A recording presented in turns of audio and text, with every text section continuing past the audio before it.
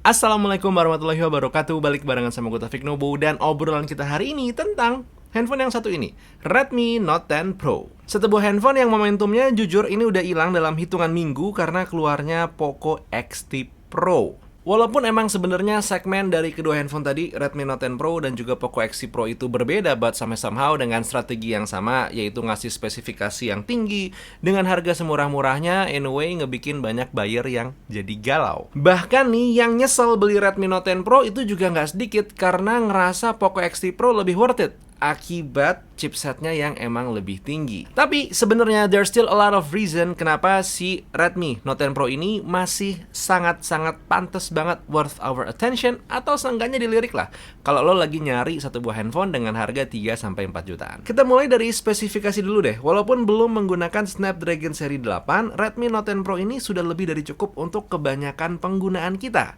Hadir dengan Snapdragon 732G, perpaduan RAM dan juga storage 664 atau 8128, punya layar Super AMOLED dengan refresh rate 120Hz, IP rating IP53, bodi bagian belakangnya kaca dan sudah dilindungi oleh Corning Gorilla Glass 5, speakernya sudah stereo, baterai 5020 mAh dan support 33W fast charging, hadir dengan setup kamera 108MP main kamera, 8MP ultra wide angle, 5MP tele makro kamera dan juga 2MP depth sensor, plus kamera depan 16MP.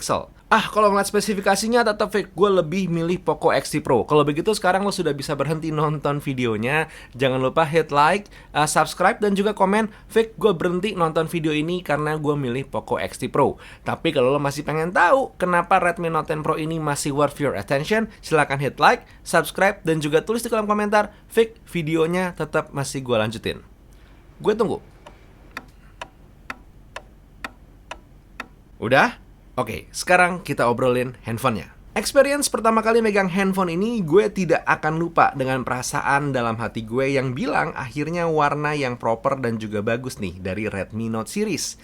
Warna bronze ini sesuatu ya buat gue. Mungkin lo ngelihat di layar handphone lo saat ini biasa aja, tapi pas lo pegang antara bobot, dimensi lebar, panjang, dan juga ketebalan handphone ini rasanya nyaman. Belum lagi matte bronze di bagian belakang dari bahan materi kaca emang ngebikin look Redmi Note 10 Pro ini cakep. Untuk yang keganggu dengan kamera bumpnya yang mungkin menurut lo terlalu tebal dan juga lo parno gitu ya kalau lo taruh di atas meja, penggunaan case bawaan akan ngebantu lo untuk sementara ini sampai beli case lain yang lebih bagus. Dari sisi layar, gue akuin untuk masalah pewarnaan, Redmi Note 10 Pro ini paling nggak nampol kalau kita bandingin dengan Samsung A52 atau Realme 8 Pro sekalipun. Tapi seenggaknya karena masih menggunakan Super AMOLED dibandingkan dengan panel LCD, hitamnya lebih pekat dan juga putihnya lebih bright atau benar-benar lebih putih. Sisi positif, tapi memang tadi gue bilang agak kurang secara saturasinya.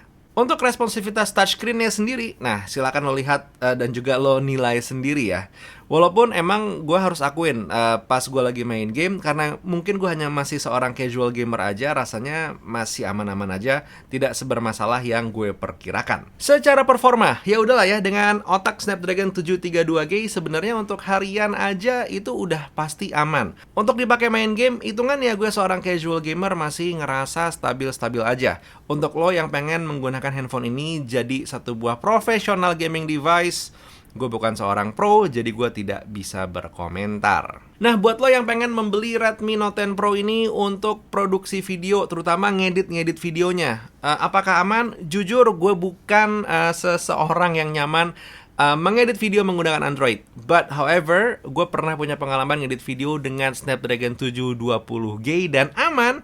Hitungannya 732G harusnya lebih aman lagi. Untuk angka benchmark sendiri, menggunakan Geekbench 5, gue bisa dapat angka 562 single core dan juga 1746 multi-core score. Dari sisi baterai, Redmi Note 10 Pro ini performanya badung ya, karena pertama kali gue nyalain itu punya baterai 63%, sampai sisa 3% gue bisa mendapatkan screen on time memang hanya 1 jaman lebih, tapi standby time-nya itu lebih dari 76 jam. Jadi udah ketahuan dari sini performa baterainya emang bisa gue bilang badak. Nah, dari sisi kamera, hasil foto handphone ini bisa banget bagus, tapi emang basic skill of photography sepertinya diperlukan ya. Kalau kayak pemula seperti gue masih bisa nih menghasilkan gambar-gambar yang kayaknya kurang pleasing.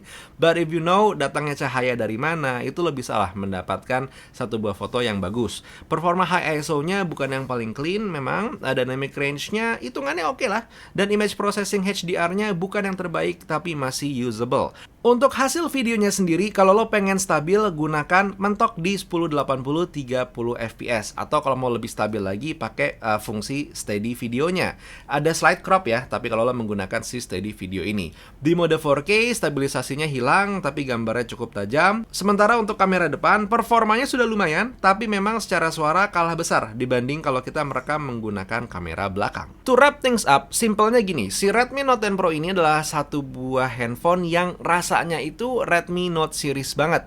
Tidak ada satu buah perubahan yang frontal selain bump up specs dan juga penambahan fitur di sana dan di sini. Dan untuk gue pribadi, kenapa si Redmi Note 10 Pro ini masih worth to look? Karena emang secara pertama, looknya ini ganteng, digenggamnya itu nyaman banget, dan juga secara performa, gue cukup yakin handphone-handphone Xiaomi itu 11-12 semua. Jadi sebenarnya udah terjawab lah ya statement di atas, kenapa menurut gue si Redmi Note 10 Pro ini masih worth to look, worth your attention, terutama kalau lo lagi in the market untuk mencari satu buah handphone di jeda harga 3-4 jutaan. Ya, ini masih worth it banget.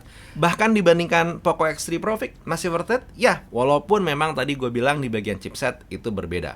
Tapi kalau dibandingkan dengan handphone dari merek lain yang harganya lebih tinggi tapi spesifikasinya mirip-mirip seperti Samsung Galaxy A52 atau mungkin Realme 8 Pro, gimana Vic? Nah, itu beda cerita. Lo harus klik subscribe dan juga komen kalau emang pengen ngeliat video perbandingan Redmi Note 10 Pro dengan kedua handphone yang tadi. Jadi 3 handphone kita adu sekaligus. Apakah dia masih bisa top up handphone-handphone yang lain? Ya, silahkan komen kalau mau lihat videonya. But practically that was it. That was the video for today. Semoga lo mendapatkan satu atau dua hal dari video ini. Buat sekarang Taufik Nova cabut. Assalamualaikum warahmatullahi wabarakatuh. Skadush.